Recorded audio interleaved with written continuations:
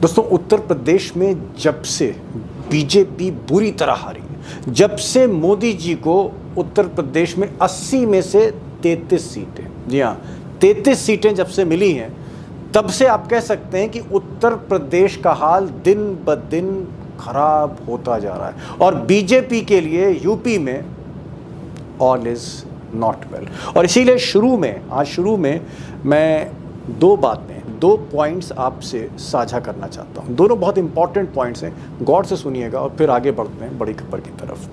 पहला point number 1, और point number 1 ये है कि अमित शाह, मोदी जी के चाणक्य, मोदी जी के बाद पार्टी और सरकार चलाने वाले नेता अमित शाह और योगी आदित्यनाथ के बीच जो रिश्ते हैं, बद से बदतर वो भी हो रहे हैं। आप कह सकते हैं कि ये रिश्ते सुलझने की जगह और उलझते चले जा रहे हैं, और दोनों बड़े नेताओं के बीच वाकई 36 का आंकड़ा है।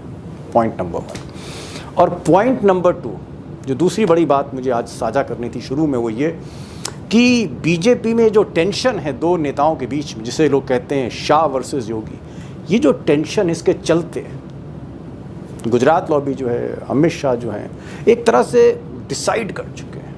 अब वो कभी ऑफिशियली नहीं कहेंगे, लेकिन एक बात बिल्कुल तय है, एकदम क्लियर है, आज नहीं तो कल योगी को कुर्सी से उतरना होगा। यानी योगी कभी भी हटाए जा सकते हैं मुख्यमंत्री की कुर्सी से। और ये बात अकेले मैं नहीं कह रहा, मेरा कोई एजेंडा नहीं, ये बात मैं नहीं कह रहा, ये बात सोशल मीडिया से लेकर नेशनल मीडिया तक आज की तारीख में सुर्खियां बनी हुई हैं।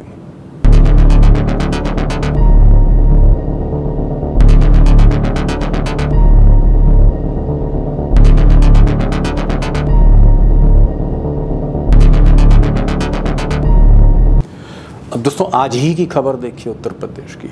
आज बीजेपी के नेशनल प्रेसिडेंट, राष्ट्रीय अध्यक्ष जेपी नड्डा साहब उत्तर प्रदेश पहुंचे, और लखनऊ में उन्होंने ज़्यादातर जितने इम्पोर्टेंट कार्यकर्ता हैं, नेता हैं, विधायक हैं, सांसद हैं, मंत्री हैं, मुख्यमंत्री हैं, डिप्टी सीएम, सबकी बैठक, जी हाँ सबकी बैठक करी। और बैठक के बाद अलग से कुछ नेताओं से नड्डा मिले, ऐसी खबरें आ रही हैं। और कहा यह भी जा रहा है कि नड्डा साहब जो लखनऊ गए थे, मीटिंग तो करने गए थे, लेकिन नड्डा साहब का असली मकसद था उत्तर प्रदेश में बीजेपी के माहौल को भांपना, कि भाई माहौल क्या है, योगी जी के फेवर में है या योगी जी के अगेंस्ट है। तो माहौल देखने गए थे। और नड्डा साहब से पहले, कुछ दिन पहले, 2-4 दिन पहले, बीएल संतोष, ये जो साहब है बीएल संतोष, नेशनल जनरल सेक्रेटरी बीजेपी के हैं, ऑर्गेनाइजेशन के सबसे पावरफुल पोस्ट नड्डा के बाद। ये साहब भी जो हैं, संतोष साहब भी, वो लखनऊ गए थे। वहाँ पर वो बीजेपी के स्टेट प्रेसिडेंट से मिले, योगी जी से मिले, और कई लोगों से मिले। जो लोग योगी जी से नाराज़ थे उनसे भी मिले। अब ऐसा लोग कहते, मैं नहीं कह रहा, ऐसा लोग कहते हैं कि संतोष साहब ने एक रिपोर्ट तैयार की है, और उस रिपोर्ट में उत्तर प्रदेश में बीजेपी क्यों हारी इसका कारण है। और ये भी कहा जा रहा है कि हार का जो कारण है, कहीं ना कहीं योगी पर उंगली उठाई गई, यानी हार का जो ठीकरा है वो योगी के सर फोड़ा गया, यानी योगी जी को हटाने की उल्टी गिनती एक तरह से शुरू हो गई। अब ये रिपोर्ट जब मोदी जी पढ़ेंगे, ये रिपोर्ट जब अमित शाह पढ़ेंगे, तभी एक्शन होगा। अब दोस्तों, आप पूछेंगे कि अगर बीएल संतोष जो ऑर्गेनाइजेशन के जनरल सेक्रेटरी हैं बीजेपी के, नड्डा साहब जो प्रेसिडेंट हैं, अमित शाह जो चाणक्य हैं, और मोदी जी जो बादशाह हैं, सुप्रीमो हैं आज की तारीख में, अगर ये सब मानते हैं, इनको ऐसा लगता है कि यूपी में हार की वजह मोदी नहीं थे, मोदी का जादू खत्म हो रहा है, ये वजह नहीं थी, वजह जो थे वो योगी थे। अगर योगी ही हार का कारण है, तो फिर जो टॉप लीडरशिप है वो हटा क्यों नहीं रही योगी को? योगी को हटाना इतना मुश्किल क्यों है? वो अमित शाह, वो मोदी जो चुटकियों में मुख्यमंत्री हटा देते हैं। शिवराज सिंह चौहान को, जिन्होंने मध्य प्रदेश जीत कर दिया मोदी को, तो भी हटा दिया उनको कुर्सी से। वसुंधरा राजे, सबसे बड़ी नेता राजस्थान, फिर भी हटा दिया। रमन सिंह, छत्तीसगढ़ के आप कह सकते हैं सबसे बड़े फेस बीजेपी के, उनको किनारे कर दिया। Yediyurappa, the king of Karnataka BJP के, कोई अता पता नहीं आज। और अगर गुजरात की बात करूं तो वहाँ तो किस्तों में, गुजरात में तो किस्तों में मुख्यमंत्री हटाए गए, और यही हाल उत्तराखंड में भी है। कौन आया कौन गया पता नहीं, कितने मुख्यमंत्री बदल दिए पिछले कुछ वर्षों में मोदी और शाह ने। तो मुख्यमंत्री बदलना बड़ी बात नहीं है अमित शाह के लिए, मोदी जी के लिए। सवाल है कि बदल क्यों नहीं रहे, बदल क्यों नहीं रहे, ऐसी क्या बात है कि योगी जी को हटा नहीं पा रहे। मुझे लगता है कि दो कारण हैं, 2 रीजंस, और बड़े कारण हैं। और जो पहला कारण है, रीज़न नंबर 1, वो ये है कि अमित शाह टाइमिंग डिसाइड नहीं कर पा रहे, मुहूर्त नहीं निकाल पा रहे कि कब हटाएं कब हटाएं, टाइमिंग क्या होगी। और टाइमिंग को लेकर यहाँ पर मैं एक चीज़ क्लैरिफाई करना चाहूँगा, बताना चाहूँगा आपको कि 3 महीने बाद अक्टूबर नवंबर में जो चुनाव होने हैं 3-4 राज्यों के, जिसमें महाराष्ट्र, जिसमें हरियाणा, जिसमें ये 3 क्रूशल स्टेट जहां बीजेपी की दाल वाकई पतली है। अमित शाह को लगता है कि कहीं महाराष्ट्र हाथ से निकल गया, महाराष्ट्र हार गए, हरियाणा में सरकार है हरियाणा हार गए, या झारखंड हार गए। अगर ये तीनों राज्य बीजेपी के हाथ से निकल गए तो फिर तो कहीं ना कहीं उंगलियां मोदी और शाह पर ही उठेंगी, और ऐसी स्थिति में फिर योगी को कैसे बदलेंगे। तो क्या नवंबर से पहले बदल दें, या फिर रिस्क लें, सोचें कि नवंबर के बाद बदलें। हो सकता है कि महाराष्ट्र जीत जाए, हो सकता है कि मोदी जी हरियाणा भी जीत जाए। तो क्या ये जो विधानसभा के चुनाव हो रहे हैं, इलेक्शंस हो रहे हैं, इससे पहले योगी को बदले या बाद में बदले? और ऐसे बहुत से कारण हैं जिसकी वजह से शाह साहब बिसात तो बिछा रहे हैं लेकिन चाल नहीं चल रहे। अब दूसरा कारण, सेकंड रीज़न ये है कि साहब योगी का विकल्प नहीं ढूंढ पा रहे, रिप्लेसमेंट नहीं ढूंढ पा रहे अमित शाह, कि भाई हटा तो दें चुटकियों में, 2 मिनट्स मैगी हटा देंगे, लेकिन हटाने के बाद उस कुर्सी पर बैठाएं किसको? उत्तर प्रदेश कोई राजस्थान मध्य प्रदेश नहीं है। राजस्थान और मध्य प्रदेश के जो मेरे ऑडियंस से बुरा ना माने, लेकिन उत्तर प्रदेश में कोई मोहन यादव नहीं चल पाएगा, उत्तर प्रदेश में कोई भजन लाल शर्मा नहीं चल पाएगा। वहाँ योगी जैसा ही योगी चाहिए। और बदकिस्मती देखिए चाणक्य की, अमित शाह साहब की, कि इन्होंने जिस नेता को प्रॉप अप किया, खर्चा किया, मेहनत करी, उसको ग्रूम किया, केशव प्रसाद मौर्य को, जिसको चाहते थे अमित शाह कि केशव प्रसाद मौर्य ही रिप्लेसमेंट बने, वही विकल्प बने योगी का। क्योंकि मौर्य जो हैं वो पिछड़ी जाति से आते हैं, बैकवर्ड फेस हैं, और बीजेपी को आज की तारीख में ज़रूरत है, क्योंकि बैकवर्ड कार्ड खेला जा रहा है, ओबीसी कार्ड चल रही है इंडिया अलायंस। लेकिन मैंने कहा ना, बदकिस्मती देखिए शाह साहब की, कि जिसको वो मुख्यमंत्री बनाना चाहते थे, जिसके ज़रिए वो योगी को हटाना चाहते थे, वो आदमी अपना चुनाव हार गया। अब क्या जो नेता केशव प्रसाद मौर्य जो खुद चुनाव हार गए, वो बीजेपी को क्या जिताएंगे? तो कहने का मतलब है कि अमित शाह के पास रिप्लेसमेंट नहीं है। अब ये जैसे डिप्टी सीएम हैं ब्रजेश पाठक, मेहनती हैं, समझदार हैं, एक्सपीरियंस भी है, लेकिन साहब ये ब्राह्मण हैं। अमित शाह और मोदी को बैकवर्ड चेहरा चाहिए। ऐसे कई और नेता हैं जो लिस्ट में तो अमित शाह के हैं, लेकिन अमित शाह को समझ नहीं आ रहा है कि हटा तो दें योगी को, दूसरे किस आदमी को वहाँ बैठाया जाए। तो तलाश हो रही है, विकल्प की तलाश हो रही। मुझे लगता है वो विकल्प जिस दिन मोदी जी और अमित शाह को मिल जाएगा, उसी दिन उत्तर प्रदेश में 2 मिनट्स मैगी बन जाएगी, चुटकी में हटा दिया जाएगा, चुटकी में खेल हो जाएगा। हम दोस्तों आज का बड़ा सवाल, बिग क्वेश्चन, और जो बिग क्वेश्चन है वो ये नहीं कि योगी को कब हटाएंगे और योगी की जगह किसको बैठाएंगे, ये आज मेरा सवाल नहीं है। सवाल ये है कि ये जो अमित शाह और योगी आदित्यनाथ, ये जो इनकी कोल्ड वॉर है, जो शीत युद्ध है, जो तलवारें खिंची हुई हैं दोनों के बीच में, क्या इन तलवारों ने, इस झगड़े ने, इस शीत युद्ध ने बीजेपी का सत्यानाश कर दिया है देश के सबसे बड़े सूबे में? क्या लंका लगा दी है इस लड़ाई ने?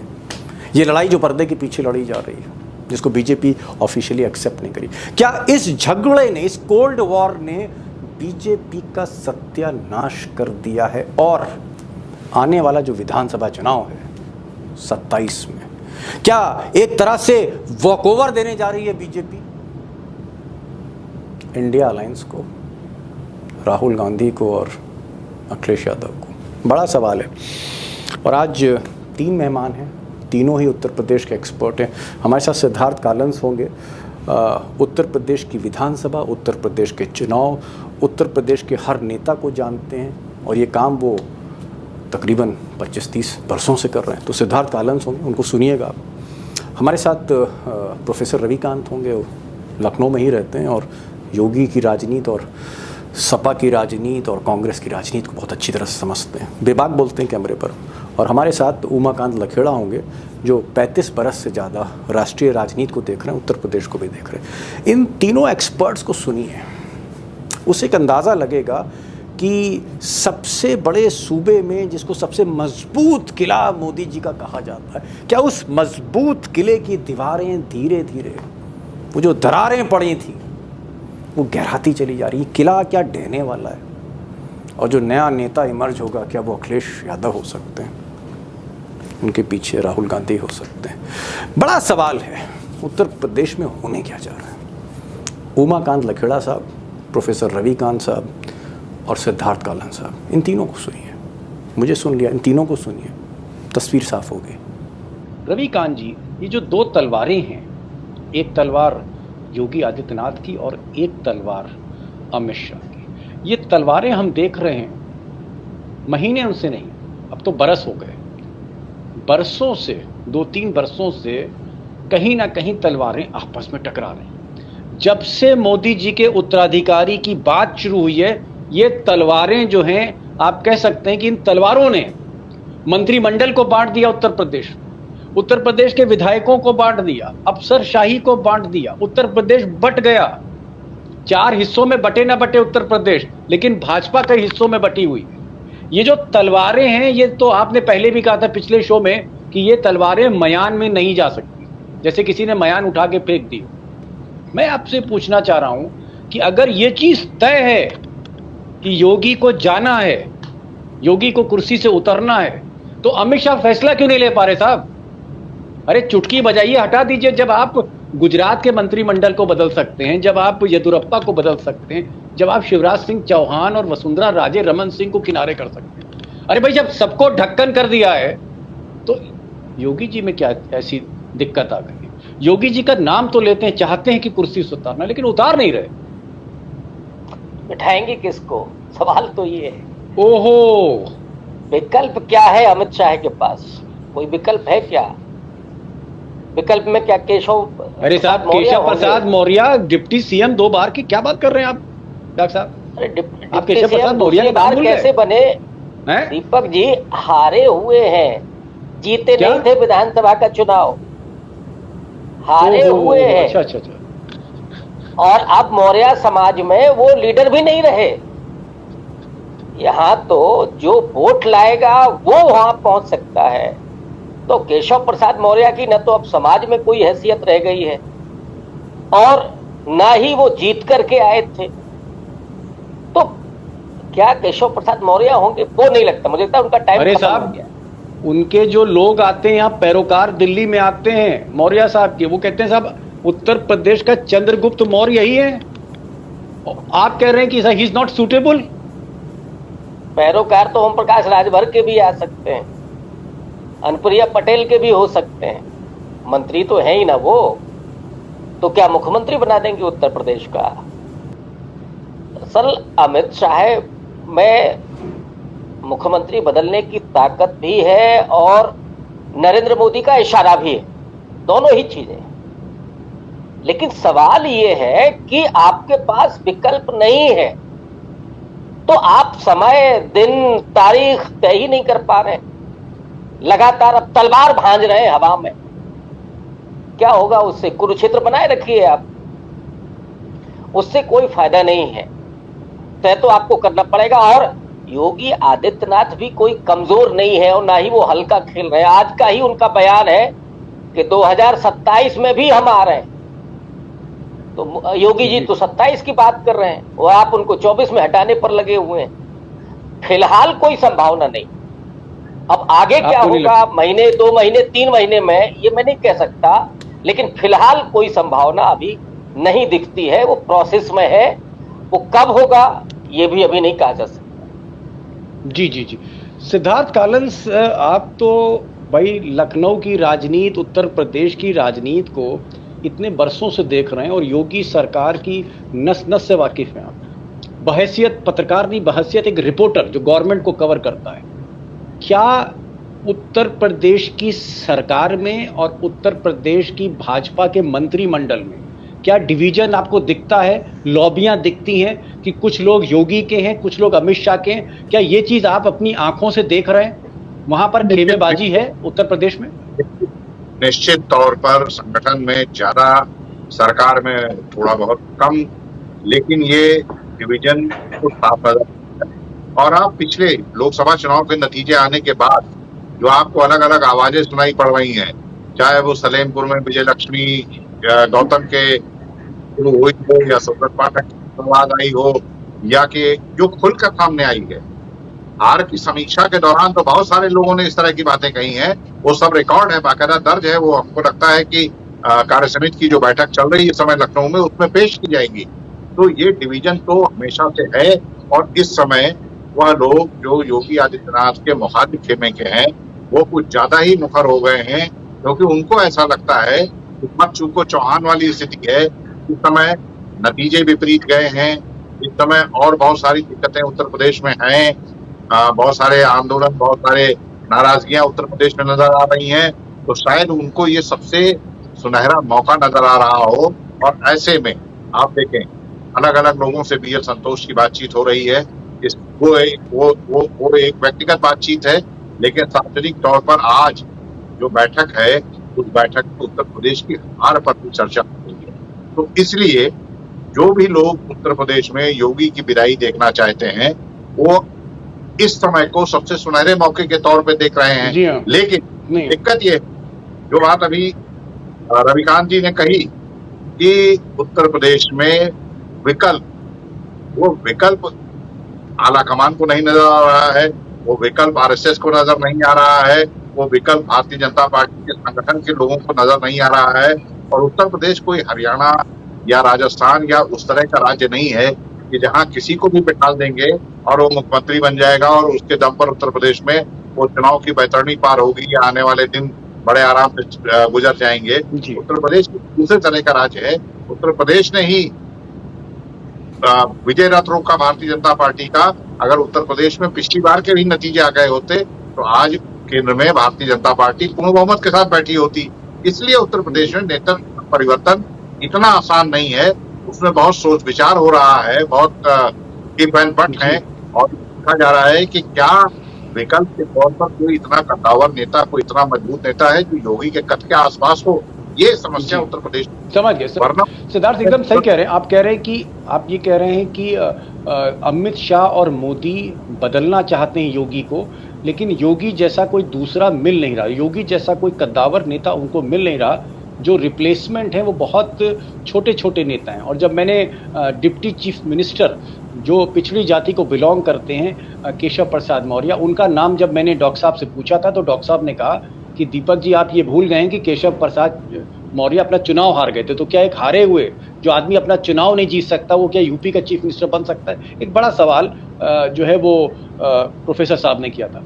लखेड़ा साहब, अगर अमित शाह की लॉबी की तरफ हम देखें तो वो कहते हैं कि साहब हार के पीछे कारण योगी आदित्यनाथ है, और अगर योगी आदित्यनाथ की तरफ अगर आप उनके लोगों से पूछें तो कहते हैं साहब हम तो बेकसूर हैं, योगी जी को तो कोई मतलब ही नहीं था चुनाव से। टिकट बांटे अमित शाह ने, उम्मीदवारों को चुना अमित शाह ने, कौन चुनाव लड़ रहा था? अमित शाह की टीम। स्ट्रेटजी कौन बना रहा था? मोदी जी के चाणक्य अमित शाह बना रहे थे। तो जब सब कुछ अमित शाह कर रहे थे तो उसमें योगी जी को बलि का बकरा क्यों बनाया जा रहा? मैं ये कह रहा हूँ आपको कि क्या जो लोकसभा का जो चुनाव हुआ था वो उत्तर प्रदेश का मुख्यमंत्री बनने के लिए कोई रेफरेंडम था क्या?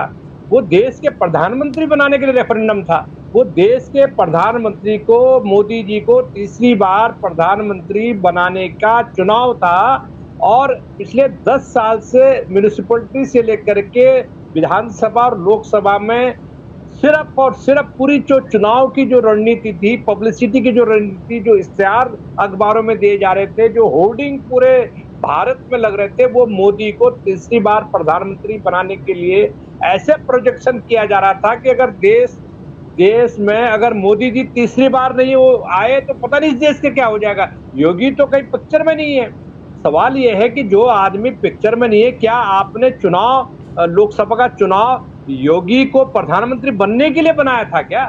कि योगी अगर तीसरी बार प्रधानमंत्री बनेंगे तो हम डेमोक्रेटिक पार्टी है, हम इस बार रिप्लेस करेंगे मोदी को और योगी को रिप्लेस करेंगे, और जो तीसरी बार बीजेपी को जिताना चाहता है वो योगी को प्रधानमंत्री बनाने के लिए वोट करे। और जब बीजेपी हार गई उत्तर प्रदेश में बुरी तरह, तब आप जो है कहें कि नहीं नहीं नहीं नहीं वो जो है वो तो योगी की इसके लिए जिम्मेदार है। सवाल ये है कि सारा जो कर्मकांड है, जो कर्मकांड आप करके आपने पूरी जो रणनीति बनाई, वो रणनीति मोदी सेंट्रिस्ट थी, वो योगी सेंट्रिस्ट नहीं थी। और जो सीटें आपको 33 सीटें मिली भी है, आप आरोप देखिए, किसी ना किसी पर कई तरह के आरोप लगते हैं। हमने ऐसे मुख्यमंत्रियों के कार्यकाल उत्तर प्रदेश में देखे, नॉट बीजेपी, कि ठेकेदार डिस्ट्रिक्ट मजिस्ट्रेट को मुख्यमंत्री ऑफिस से फोन करके ठेके और टेंडर छुड़वाए जाते थे। आज कम से कम लाख बुराइयां हैं कि आप बुलडोजर बाबा हैं, आप जो है हिंदू मुसलमान करते हैं, आप जिस उलझुल बकते हैं जिसमें सांप्रदायिकता। जी सवाल ये है कि कोई ऐसा आरोप तो नहीं लगाया कि योगी आदित्यनाथ के आदमी ने पैसे खा दिए, ठेकों में पैसे खा दिए और योगी के ऑफिस से फोन जा रहे ठेके छुड़वाने के लिए। सवाल ये है कि इनको ये लगता है कि उत्तर प्रदेश में मोदी के बाद योगी उभर रहे हैं, तो इनको योगी से बड़ी चिंता है। और योगी को अगर जी सर, गॉट द पॉइंट। आप कह रहे हैं बलि का बकरा बेवजह बनाया जा रहा है। चुनाव प्रधानमंत्री का था, ठीकरा जो है वो योगी के सर पे फोड़ा जा रहा है। दूसरी बात आप ये कह रहे हैं कि योगी को इसलिए हटाना चाहती है गुजरात लॉबी क्योंकि वो एक विकल्प की तरह उभर रहे थे प्रधानमंत्री मोदी के, यानी बीजेपी के अंदर जो लड़ाई थी वर्चस्व की, वहां पर एक चुनौती बन गए थे योगी आदित्यनाथ। मैं प्रोफेसर साहब के पास आऊंगा। प्रोफेसर साहब, आपकी तो पूरी रिसर्च ही योगी पर है। एक रिसर्च आपकी योगी पर है, एक रिसर्च आपकी कांग्रेस और समाजवादी पार्टी पर है। मैं आपसे पूछ रहा हूं कि मान लीजिए कि अगर योगी आदित्यनाथ को हटा दिया जाए, भाई अमित शाह और मोदी के लिए योगी को हटाना कोई बड़ी बात नहीं, लेकिन मैं आपसे सवाल कर रहा हूं कि अगर कुर्सी से हटा दिया जाता है योगी आदित्यनाथ, तो बीजेपी इंप्रूव करेगी या बेड़ा और गर्क होगा और सत्यानाश होगी, लंका और लगेगी? देखिए, डेफिनेटली योगी आदित्यनाथ को हटा करके अगर नरेंद्र मोदी सरकार सरवाइव करना चाहते हैं तो मुझे लगता है कि वो संभव नहीं है, कम से कम उत्तर प्रदेश में। और एक ऐसी लॉबी तैयार है। जी बोलिए। एक ऐसी लॉबी है जो नरेंद्र मोदी को उलटना चाहती है, तो वहां पे भी तो मामला है वही, नितिन गडकरी हो या शिवराज सिंह चौहान हो, वसुंधरा राजे सिंधिया हो, वो भी तो बैठे हुए हैं ना। कैसे उनको हटाया गया, क्यों हटाया गया? तो योगी आदित्यनाथ को अगर हटाया जाता है तो ये भी संभव है कि जो अंतर्विरोध है बीजेपी के भीतर का, जो नरेंद्र मोदी और अमित शाह का विरोध है, उसका कहीं सेंटर ना बन जाए फिर योगी आदित्यनाथ। तो उसमें मोदी और शाह को कुछ मिलने वाला नहीं आ रहा है, बल्कि भारतीय जनता पार्टी विभाजन की तरफ बढ़ जाएगी। ओहो, अभी गुट अंदर दिख रहे हैं, फिर सीधे सरेआम चलेगा ना। अभी तलवारें जो खिंची हुई दिख रही हैं वो अंदर खाने हैं, फिर बाहर से बाहर होगा, और उसको सहने की हिम्मत नहीं है बीजेपी में। Got the point. सही कह रहे हैं आप, सही कह रहे हैं प्रोफेसर साहब। दोस्तों ये कह रहे हैं कि अगर योगी को हटाया तो आज बीजेपी की जो स्थिति है और बद से बदतर होगी, विकल्प भी नहीं है, और प्लस योगी के जाने के बाद बीजेपी को संभालना बड़ा मुश्किल रहेगा। तो वैसे ही बीजेपी बहुत, आप कह सकते हैं, मुश्किलों में है उत्तर प्रदेश में। सिद्धार्थ, एक सवाल आपसे पूछना चाहेंगे। लोग कह रहे हैं कि जो 10 सीटों पर विधानसभा के बाई इलेक्शंस होने हैं उत्तर प्रदेश में, ये जो 10 सीटें हैं ये दरअसल अग्नि परीक्षा है अमित शाह की, ये अग्नि परीक्षा है योगी सरकार की। आपको लगता है कि जिन 10 सीटों में उपचुनाव हैं, जिसमें जो सीट अखिलेश यादव ने छोड़ी है, जो सीट लालजी वर्मा ने छोड़ी, कई दिग्गजों ने जो सांसद बन गए उनकी सीटों पर चुनाव होने, ये जो 10 सीटें हैं, क्या इन 10 सीटों में बीजेपी 10 में 10 जीत सकती है या हालत खस्ता है, जीतना मुश्किल है? देखिए, मुझे लगता है कि 10 सीटों को जीतने का चैलेंज देखकर सिर्फ और सिर्फ योगी आदित्यनाथ के लिए मुश्किलें और बढ़ाने का काम है। इसमें कोई दो राय नहीं है कि करहल की सीट वो अखिलेश यादव ने जीती है, मुलायम सिंह यादव की पैतृक सीट है, मैनपुरी जिले में आती है, उस लोकसभा क्षेत्र में आती है जिस लोकसभा क्षेत्र को भारतीय जनता पार्टी अपने प्रचंड दिनों में भी उसके लिए जीत पाना असंभव रहा है। इसके अलावा आप जाइए कटहरी की सीट है जहां लालजी वर्मा है। भाई, जब आप उनको 300 से पार होने की स्थिति में भी नहीं हरा सके, आप उनको 12, 17, 22 किसी भी चुनाव में नहीं हरा सके हैं, तो ऐसे में कटहरी की सीट ये भी उन्हीं 10 सीटों में आती है। कुंदरकी की सीट जहां अल्पसंख्यक वोटों की तादाद 50% से भी ज्यादा है, और कैंट की सीट है जहां पर भारतीय जनता पार्टी के लिए हमेशा से, आज से नहीं हमेशा से। चलिए ठीक है भाई, देखिए आपके पास तो पूरा डेटा है, आपने तो पूरा डेटा रख दिया कि इस सीट पे 50% मुस्लिम है, ये सीट मुलायम सिंह यादव की रही है, इस सीट को कोई जीत ही नहीं पाया बीजेपी कभी। 10 में से स्कोर क्या होगा? अरे भाई 10 में 8 तो जीत पाएगी बीजेपी, या 8 भी नहीं जीतेगी, 6 भी नहीं जीतेगी। संभव है। मुझे लगता है कि अगर उत्तर प्रदेश में जो उपचुनाव है इनमें 5-5 का आंकड़ा मुझे लगता है संतोषजनक, और एक इसे कहते हैं कि शॉट इन द आर्म माना जाना चाहिए कि हाँ 5 सीटें 5-5 पर मुकाबला बराबरी पर छूटा। ये स्थिति इस समय के उपचुनाव की जो खाली हुई सीटें हैं वहां पर है। तो उपचुनाव के नतीजों से किसी को आंकना, क्योंकि ये उपचुनाव बड़े मुश्किल सीटों पर होने जा रहा है, ये बहुत आसान नहीं है। समझ गए सिद्धार्थ भाई, समझ गया। आप ये कह रहे हैं कि ये जो 10 सीटों पे उपचुनाव हो रहा है, इस उपचुनाव में भी बीजेपी बहुत अच्छा परफॉर्म नहीं करेगी, स्थिति और खराब होगी। लखेड़ा साहब, अभी 3 महीने के बाद हरियाणा में, महाराष्ट्र में और झारखंड में चुनाव होने विधानसभा के, और महाराष्ट्र में भी बीजेपी की दाल पतली है, हरियाणा में भी स्थिति खराब है। हेमंत सोरेन जो है झारखंड में वो जेल से बाहर निकल आए हैं, आदिवासी बहुत बड़ा मुद्दा है। झारखंड में भी एक कमजोर जमीन पर बीजेपी है। अगर ये तीनों राज्य हाथ से निकल गए मोदी शाह के, तो नवंबर के बाद तो योगी को हटाना और मुश्किल है। तो आपको लगता है यही वक्त है जो मोदी जी कहते थे, यही समय है, सही समय है? देखिए, इस तरह की किसी स्टेट में अगर हारते हैं तो उसमें योगी को क्यों जिम्मेदारी है उसकी? क्या योगी को तमिलनाडु में योगी की वजह से आपकी सरकार नहीं बनी? आपने वहां भी तो तमिलनाडु में तो पूरी ताकत से चुनाव लड़ा था भारतीय जनता पार्टी ने। अभी लोकसभा के चुनाव में तमिलनाडु में आपकी 0 आई।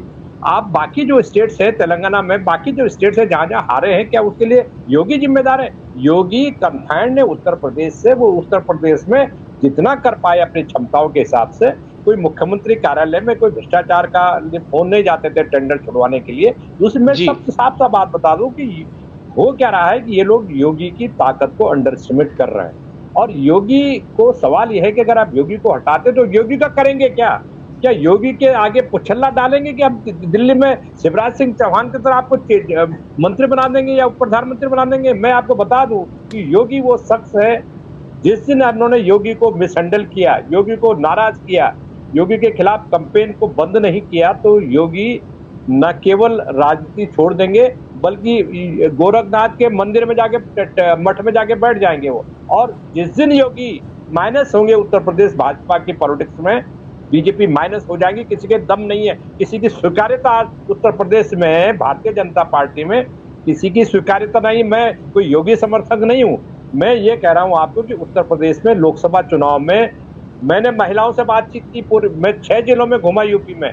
महिलाओं ने कहा मैंने क्यों वोट दे रहे हैं, कह रहा योगी की वजह से दे रहे हैं। तो मैंने यहाँ मथुरा में बातचीत की एक चौधरी साहब से, उनका कहना है कि हमारे घर के 4 वोट दिए, हमने तो योगी को वोट दिया। मैंने कहा ये तो मोदी का चुनाव, योगी को क्यों दे रहे हैं? कह रहा जी यहाँ तो लखेड़ा साहब ये प्रोग्राम अगर मोदी जी ने सुन लिया, आप तो ये कह रहे हैं कि साहब मोदी इज 0 और योगी 0 कर दिया आपने तो मोदी जी को, कि मोदी जी को वोट मिला ही नहीं। अगर ये 33 सीटें भी आई योगी की वजह से आई हैं। चलिए, मैं समय समाप्त हो रहा है, मैं एक आखिरी सवाल करना चाह रहा हूं प्रोफेसर साहब से, और प्रोफेसर साहब समय कम है, इसे संक्षेप में जवाब दीजिएगा।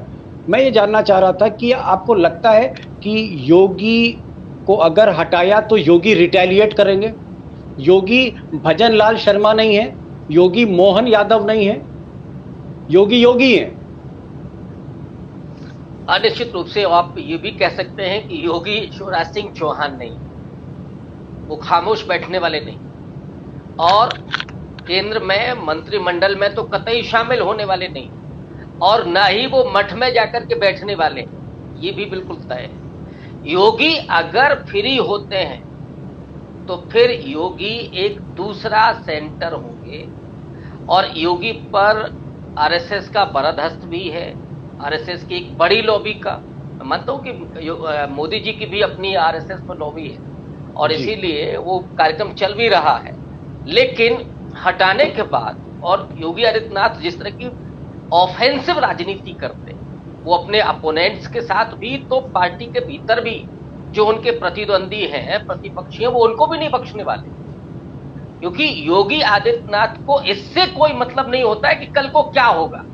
अगर आप उनकी पूरी पॉलिटिक्स को देखें तो बहुत ज्यादा परवाह नहीं करते हैं, तो ऐसे में वो निश्चित रूप से रिटेलिएट करेंगे, वो खामोश होकर के बैठने वाले नहीं है। खामोश होकर बैठने वाले नहीं, रिटेलिएट करेंगे।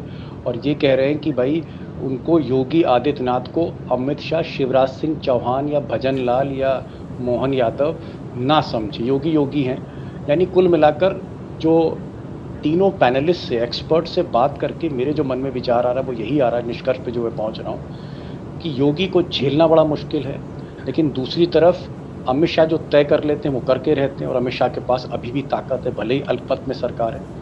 ईडी, सीबीआई से लेकर जितने भी धन्ना सेठ हैं और जितनी भी ताकत मीडिया की, सब इस वक्त अमित शाह के हाथ में। तो अमित शाह चाहें, संगठन भी उनका है, नड्डा भी उनके हैं, सब कुछ उनके हाथ में, तो योगी को हटाना कोई बहुत बड़ी दिक्कत नहीं है। और हम ये कह सकते हैं दोस्तों कि कहीं ना कहीं ये जो घमासान है, ये जो शीत युद्ध है, ये बहुत ज़्यादा और बढ़ चुका है। अब यहाँ से सवाल जो अंतिम मैं पूछना चाह रहा हूँ कि अगर ये झगड़ा ख़त्म नहीं हो रहा, झगड़ा बढ़ता जा रहा है, धुआं आग में बदल रहा है, तो क्या ये एडवांटेज इंडिया है सिद्धार्थ कालहंस? क्या हम इसको माने कि लॉटरी लगने वाली है 2027 में अखिलेश यादव की, जो बहुत मुश्किल लग रहा था, पहाड़ जैसा सफ़र लग रहा था उत्तर प्रदेश में फिर से समाजवादी पार्टी को लाना? क्या राहुल गांधी और अखिलेश के लिए रास्ता आसान कर दिया है इस लड़ाई ने? देखिए, ये आपके सवाल का आंशिक जवाब तो प्रोफेसर रविकांत ने दे ही दिया। योगी आदित्यनाथ को डिस्टर्ब करने का मतलब है कि उत्तर प्रदेश में अपनी स्थिति को और बदतर कर लेना, और नतीजा एडवांटेज इंडिया गठबंधन हो जाएगा। दूसरा, जिन राज्यों की बात आपने कही है, मुझे जानकारी है इन राज्यों में, यहाँ तक कि लोकसभा के चुनाव में, इन सारे राज्यों में जहां पर अभी विधानसभा के चुनाव कुछ महीने में होने जा रहे हैं, अगर सबसे ज्यादा मांग आ रही थी मोदी जी के पास भारतीय जनता पार्टी के प्रत्याशियों की ओर से, तो योगी जी की सभाओं की आ रही थी। तो स्टार कैंपेनर वह अमित शाह नहीं है जो योगी आदित्यनाथ से हिसाब चुकता करने के लिए खड़े हैं, बल्कि स्टार कैंपेनर या भारतीय जनता पार्टी के लिए प्रत्याशियों के लिए वोट लाने की हैसियत या वोट लाने की क्षमता, वो अगर मोदी जी के बाद या मोदी जी के बराबर मैं कहूंगा अगर किसी के पास है तो योगी आदित्यनाथ में है। इसलिए मुझे लगता है कि योगी आदित्यनाथ को डिस्टर्ब करने का मतलब सीधे सीधे इंडिया गठबंधन को के हाथ में बैटन थमा देना होगा। इसलिए मुझे लगता है अगर जरा सी भी सोच बूझ के साथ काम किया जाएगा। बिल्कुल बिल्कुल सिद्धार्थ साहब एकदम सही कह रहे हैं आप कि अगर ये लड़ाई बढ़ती है, योगी आदित्यनाथ को डिस्टर्ब किया जाता है, इसका एक ही निष्कर्ष निकलता है कि जो जीत की जो आप कह सकते हैं तलवार है, वो आप अखिलेश यादव के हाथ में पकड़ा रहे हैं। बेटन आप अखिलेश यादव को दे रहे हैं, अखिलेश यादव को घोड़ी पर बैठा रहे हैं जीत की। और जिस तरह के आंकड़े आए हैं लोकसभा में, जिस तरह के परफॉर्मेंस इंडिया अलायंस ने दी है, निश्चित रूप से ये बीजेपी के लिए खतरे की घंटी है। और इस खतरे की घंटी में कहीं ना कहीं ध्वनि जो सुनाई दे रही वो ये कि अमित शाह को अब समझ नहीं आ रहा कि योगी को हटाए ना हटाए। कैच 2-2 में अमित शाह भी फंसे हुए। कहीं ना कहीं अमित शाह के लिए भी एक खतरा है कि अगर योगी को अब नहीं हटाते तो आगे वो उनके लिए खतरा बन जाए। बहरहाल दिलचस्प आप कह सकते हैं सियासत उत्तर प्रदेश की हो रही।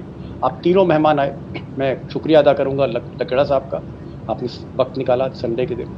Siddharth, so nice of you, आपने ज्वाइन किया। और प्रोफेसर साहब आपको भी सैल्यूट है, सारे तथ्य आपने सामने रख के सच्चाई आज की तारीख में वैसे भी सुनाई नहीं पड़ती जब बात अमित शाह की होती है, योगी की होती है, बीजेपी की होती है। तो कम से कम आपने पर्दे के पीछे की चीज़ों को हमारे दोस्तों के आगे रखा। So much thanks are done on behalf of my friends for joining this video. Thank you so much.